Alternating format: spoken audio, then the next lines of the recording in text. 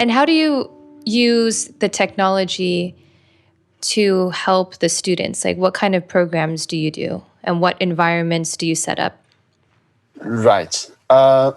Yeah, so I can give some examples that might be better to understand that. In China, when you just try to teach mailing boys or girls to pronounce something or teach them language, the teacher themselves, they need to speak again and again and again. But also China is a big country, so we have a different accent everywhere. Not every people can speak very good Chinese Mandarin, even for Chinese teachers. So that we create some program.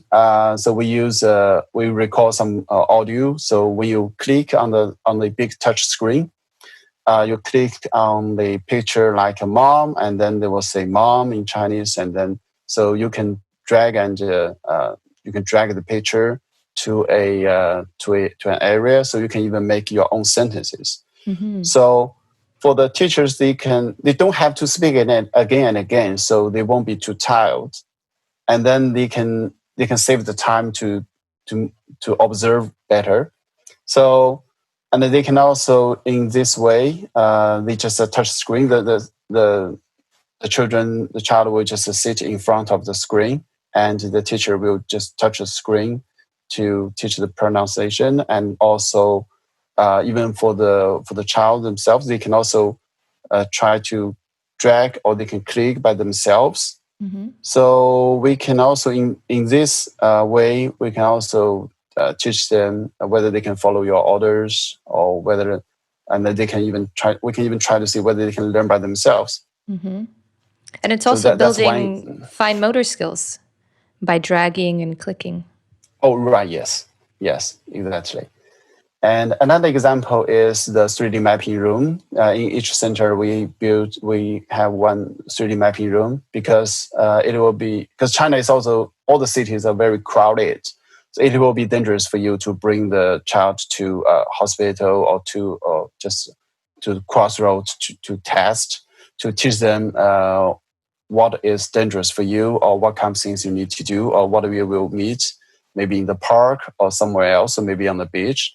So we use a 3D mapping room, and we use some what do we call it? Is a special camera. We just record some video in the downtown, and so we can just put everything back to our 3D mapping room, and then the teacher will let the child know that, if you this is a traffic light, and when it turns green, that you can walk.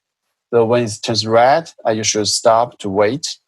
And that's real image. That will just help the child to learn before we put them to the real dangerous world. Right, without any cars, and it looks like they're stepping on the floor, on the street, I mean.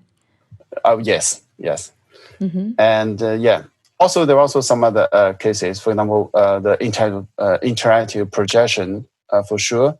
That's interactive projections is something we call is very popular, and we have normally, especially in our group training, when we have 5 students, normally we just compare that with traditional treatment plan. So if we ask them to sit in front of the table, they might not be very, focused on what we're going to teach. They may leave, they may wrong. But when we just turn on the interactive projection, we have 5 chairs in front of the floor screen. They will just sit there, and when you call their name, and they will just enter into the playground area one by one. So seems that, the teachers they say, okay, just like some drugs to help them, be very good understanding of what you're going to say. And we sometimes have some, for example, if we start a painting program, there will be different colors in some bottom, so you can kick the virtual bottom, and then there will be some colorful paint out of the bottom. So we just ask a different child to pick different color. They can stand at different four corners, so they can work together to finish something. So yeah, so in this case, we can actually teach them many things. So maybe even for different levels of students, they can participate in same interactive activity, but we can teach them different things. Mm-hmm. So for someone, maybe for their, keep their balance, or for someone, maybe to teach them the color, and for someone, maybe we teach them to how to pronounce the colors or something. So so it's just in one group training.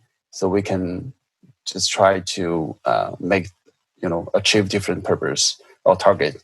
And I can imagine that having interactive technology motivates the kids to want to learn, and it grabs their attention. Yes. Mm-hmm. Right. And I really like that you call it the 3D room. Yes, 3D mapping room. 3D mapping room. Yeah, 3D mapping room.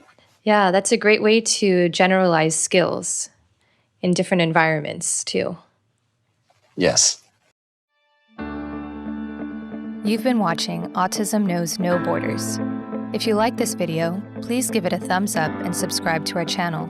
Also, we'd love to hear from you, so let us know what you think in the comments section. Click here to watch this interview in its entirety. You can also find us on your favorite podcast app. Tune in each week for engaging conversations of how people across the globe are inspiring change and building community. Thanks for watching. Take care.